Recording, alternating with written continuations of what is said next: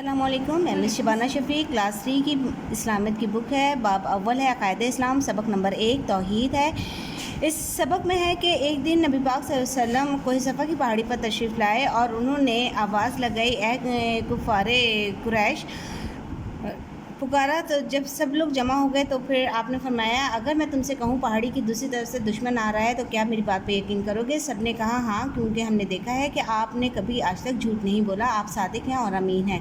اس پر نبی پاک نے انہیں کفر کرنے سے روکا اور کہا کہ اللہ ایک ہے، آپ اس کی طرف اور چونکہ کفار قریش جو تھے وہ بتوں کو مانتے تھے، ان کی پوجا کرتے تھے، لہٰذا انہیں یہ بات سخت ناگوار گزری اور وہ برا بھلا کہتے ہوئے آپ کو چلے گئے۔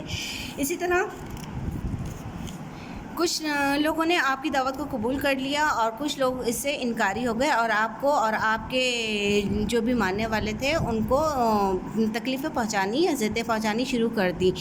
ایک غلام تھے بلال حبشی، اس ٹاپک میں ذکر ہے، جو کہ اسلام قبول کر چکے تھے، لیکن چونکہ غلام تھے لیکن مسلمان ہو گئے تھے تو انہیں مسلسل ان کو اذیتیں دی جاتی، اور لیکن انہوں نے اللہ کا ساتھ نہیں چھوڑا اور یہی کہتے رہے کہ میں اللہ کا کوئی شریک نہیں ہے اور اللہ ایک ہے۔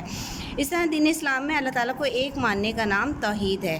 اب آ جائیں ہم اپنی سمر بیک کی طرف، تو اس میں بھی کوشچن جو ہے وہ پہلا جو ہے توحید سے کیا مراد ہے، اس کا جواب ہے دین اسلام میں اللہ تعالیٰ کو ایک ماننے کا نام توحید ہے، یعنی کہ اللہ تعالیٰ کو ایک ماننا، اس کے ساتھ کسی کو شریک نہ کہلانا توحید کہلاتا ہے۔